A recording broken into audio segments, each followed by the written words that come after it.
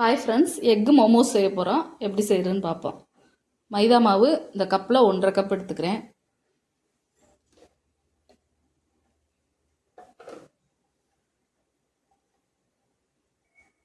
உப்பு தேவையான அளவு சேர்த்துக்கிறேன். தண்ணி கொஞ்சம் கொஞ்சமாக சேர்த்து சப்பாத்தி மாவு பதத்துக்கு பிசைஞ்சுக்குவோம்.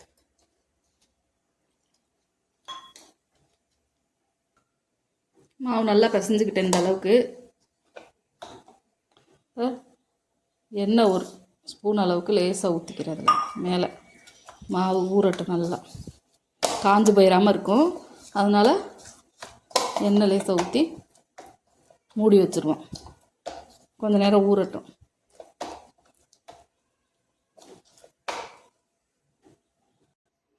மாவு ஊறிக்கிட்டு இருக்கட்டும். முட்டை வேக வச்சு எடுத்துருக்கேன். இதை பொடியாக கட் பண்ணிக்கிறேன். இந்த அளவுக்கு பொடியாக நறுக்கி எடுத்துக்கிட்டேன் முட்டையை. இப்போ மசாலா ரெடி பண்ணி எண்ணெய் ஊற்றிருக்கேன். எண்ணெய் சூடாகட்டும்.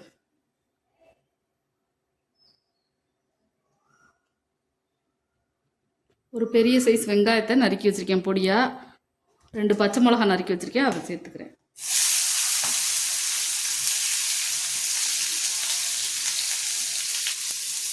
வதங்கட்டும். வெங்காயம் கண்ணாடி பதம் வதங்கினா போதும். ஏன்னா திரும்ப வேக தானே வைக்க போகிறோம். அதனால் ரொம்ப வதங்கணும்னு அவசியம் இல்லை.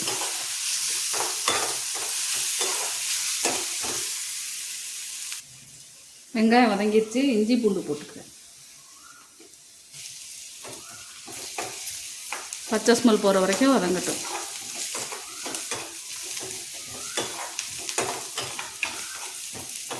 இதே முட்டைக்கு பதிலாக வெஜ் மோமோஸும் செய்யலாம்.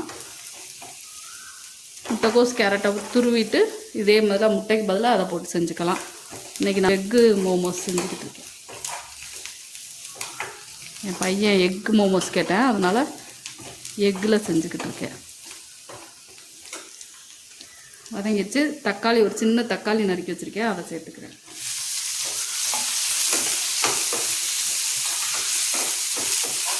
தக்காளி நல்லா வதங்கட்டும்.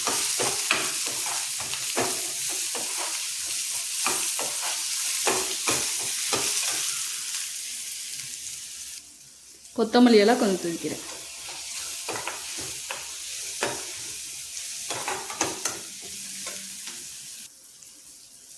கரம் மசாலா பொடி கொஞ்சம் 1/4 ஸ்பூனை விட கம்மியாக சேர்த்துக்கிறேன்.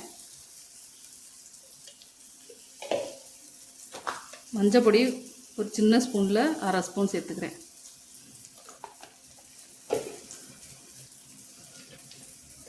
மல்லிப்பொடி 1/4 ஸ்பூன் சேர்த்துக்கிறேன்.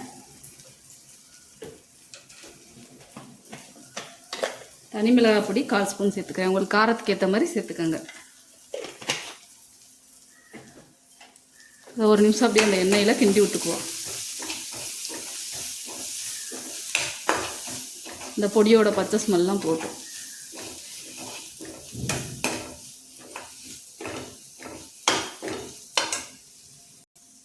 மசாலாவுக்கு தேவையான அளவு உப்பு போட்டுக்கிட்டேன். தண்ணி கொஞ்சமாக சேர்த்துக்கிறேன். லோ ஃப்ளேம்லேயே வச்சு கொஞ்சம் நேரம் மசாலாலாம் அப்படியே சேரட்டும். நல்லா வெந்தால் தான் சேரும், மசாலா கிடைக்கும். லோ ஃப்ளேமில் வச்சுக்குவோம்.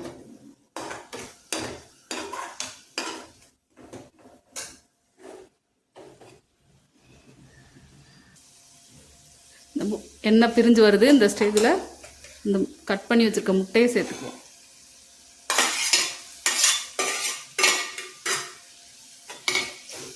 மசாலாவோட சேரட்டும். ஒரு நிமிஷம் அப்படியே கிண்டி விட்டுக்குவோம்.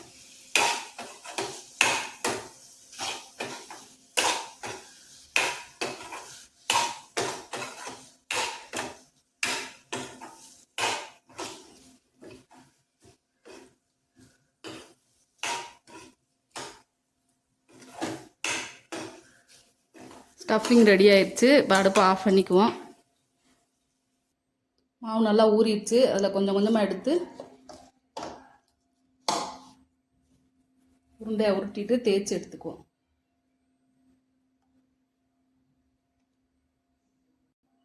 இந்த மாதிரி தேய்ச்சிக்கிட்டு நடுவில் ஸ்டஃபிங் எடுத்து வச்சிடணும்.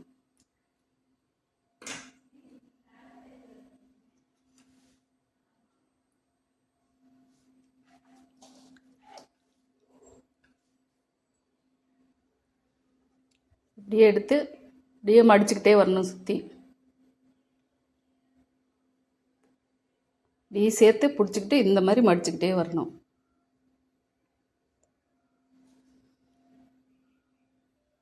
இது மாதிரி எல்லாத்தையும் சேர்த்து பிடிச்சி இதை லேசாக அப்படி இந்த மாதிரி திருகி விட்டுறணும் சேர்த்து இந்த மாதிரி. இதே மாதிரி எல்லா மோமோஸும் ரெடி பண்ணிக்குவோம். இந்த மாதிரி எல்லா மாவையும் ரெடி பண்ணிக்கிட்டேன். இப்போ வேக வச்சு எடுத்துக்குவோம். இட்லி சட்டியில் தண்ணி ஊற்றி சூடாக வச்சுட்டு இந்த மாதிரி எண்ணெய் தடவிட்டு தட்டில் இந்த மோமோஸ் எடுத்து வேக வச்சுக்குவோம். 10 நிமிஷம் 10 நிமிஷத்துலேருந்து 15 நிமிஷம் வேகட்டும். மூடி வச்சுருவோம், வேகட்டும்.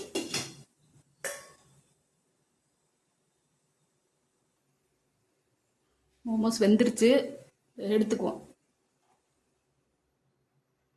10 நிமிஷத்துக்கு முன்னாடியே வந்துருச்சு, சீக்கிரமே வந்துருச்சு. எக் மோமோஸ் ரெடி ஆயிடுச்சு. இதே மாதிரி அளவுகளோடு நீங்களும் செஞ்சு பாருங்கள். வீட்டில் இருக்க பொருளை வச்சே செஞ்சிடலாம். டேஸ்ட்டு ரொம்ப நல்லாயிருக்கும். இந்த வீடியோ பிடிச்சா லைக் பண்ணுங்கள், ஷேர் பண்ணுங்கள், சப்ஸ்கிரைப் பண்ணுங்கள்.